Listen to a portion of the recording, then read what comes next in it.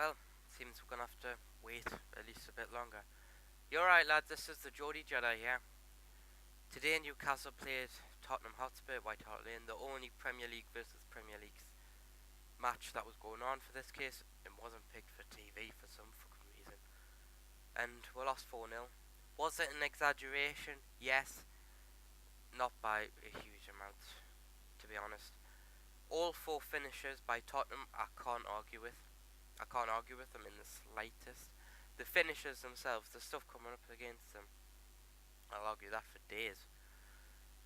First goal, we'll just go through them. 18th minute.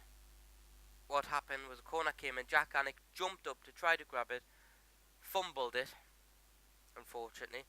Went back, fell back to Bentaleb, but who got his foot high, put it away. Difficult one to finish, but it was 1-0. Here, shit happens. It was a real shame. Before that, we both looked about equal, I'd say. We both had some alright chances. Sissoko had a particularly good chance just before that, but Vorm was on it. Then, the game went on, and it was about the same, really. I thought we looked pretty good, but similar to what happened against Arsenal, we had those two problems, which is when our strikers, I'm looking at Emmanuel Riviere in particular, when they get the chances, they're not putting them away. There was a particularly good one when I'll explain that a bit later because it goes on. But there was an amazing chance, Riviere missed it. So, what do you do? I don't know where Cisse went with it, but went in at half time. We looked good for an equaliser. I thought, you could, to be honest, I thought one was coming. I could feel it. Came out second half, no changes. Surprised Gouffran wasn't taken off, because he made a particularly horrible pass that nearly fucked us right up. He passed it straight back in the middle, right to one of them, and they won the attack straight away. So, anyway, right. Second half. What Tottenham tried to do is they kind of tried to do what we did to them when we were at White Hart Lane the other time, which was go straight away. They didn't get it, but they did about a minute later when they tried again. I mean, this time, I can't argue with the finish, but I'm very annoyed with the defenders. Chadley, on the left, he ran. He just kept running inside, along the edge of the box. Kept running. Williamson wouldn't go to him. Colaccini wouldn't go to him. Haidara, who was the left back, he went to him in the end, but he was well out of position anyways. There was nothing he could do. He takes the shot. It goes to the right side of Jack Annick, who dived. Nearly a good save.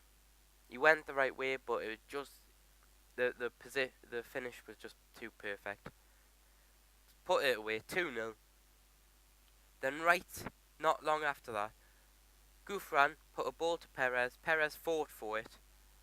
He got past Danny Rose. He was sort of just by the goal sort of kick line, if you know what I mean, the edge of the pitch. He put it through right in front of Michel Vorm. Riviere, well, actually it was Cabella first, missed it. Riviere, and they were right next to each other for some reason. I mean, really, they probably got in each other's way. Riviere missed it as well, and I couldn't fucking believe it. Seriously, I had no fucking idea how the hell both of them missed it. I really do think that one of them got in the way of the other. In particular, probably Cabella got in the way of Riviere, because Riviere is the striker. He is the one who's meant to be there. Cabella was...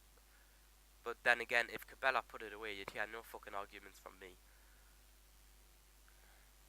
So, 2-0. We were repeatedly getting chances. We were still looking alright, but we could have done with that goal. We really could have. A little bit after Perez nearly got a penalty. For me, it was a bit weak, but I'd probably give it a penalty. It was still a foul. Danny Rose slid in. It ended up going out for a corner to us, because apparently he got a touch. Personally, when I watched it back, I didn't think he did. I really didn't. It looked like a penalty, but a weak one. got the corner. We looked alright from corners, funny enough, actually. We didn't. Well, the balls being put in looked alright, you know. Then, game went on again. You know, Tottenham came at us, played a bit of clever passing, passed it through to Harry Kane, who I thought was offside. Really, I did, but system referee didn't give it.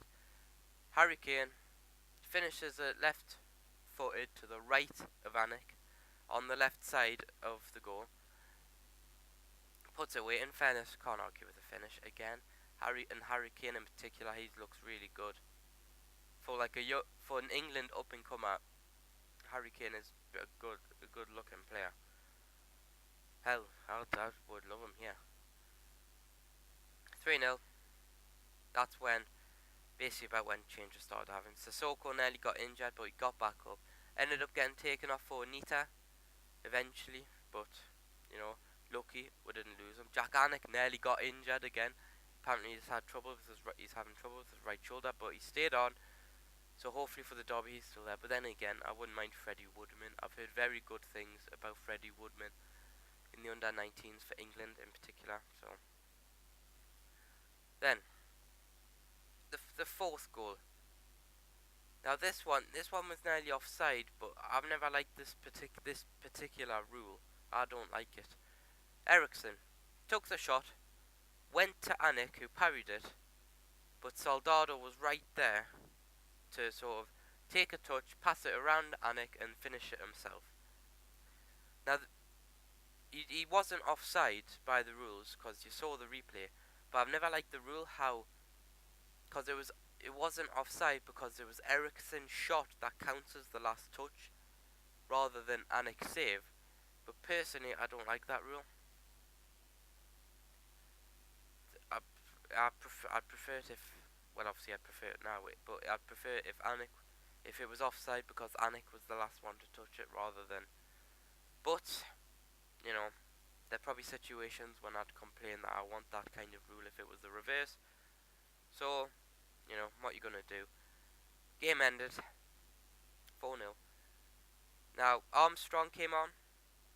I want him to start against Sunderland. He looked good as soon as he came on. I think the pressure was off for them towards the end after the fourth goal. The pressure was off. After the third one, we lost it, you know, we just basically gave up. Fourth goal, Armstrong and Vukic came on, and, you know, we seemed to just, we didn't have any pressure on us, so we just went forward. Thought what could happen, and quite frankly, quite a few things nearly did happen. Armstrong had a couple of shots, Perez had a shot. So, problem we had was similar to against Arsenal. The match was an overstatement. It was an over-exaggeration. Did they deserve win by 4-0? No. 2-0, 1-0, maybe. Similar against Arsenal. It's just that when they get their chances, they're putting them away, but we're not. In our defence, it's given them too many chances. So, you know, passing it around, fine. Defensively, we looked, I don't want to say alright. We looked alright on the ball defensively, but off the ball, no, we looked shit.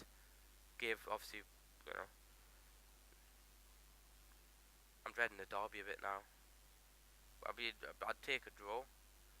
It shouldn't be happening against Sunderland, who are low on them. It should take a draw. Any team that has 11 injuries, you know, is always going to be fucked up. And it's just the worst time, really, to have a derby. Anyways, this has been the GeordieJedi. Leave a like if you can, it really helps. Subscribe for more videos. I'll cover the derby, but it might be a bit later on. I'd like to point out something that was sort of epitomises what Toon fans are. They were up 4-0 and we were singing. You're up 4-0 and you still can't sing. Because seriously, they were up 4-0 and Tottenham were quiet as anything. They were just dead. Hell, if we were 4-0, we were singing like mad. They just couldn't give a shit. I genuinely don't think they cared. We did. We were singing. We were loud throughout the entire match. Just a little bit of an off note. We are amazing. May the force be with you.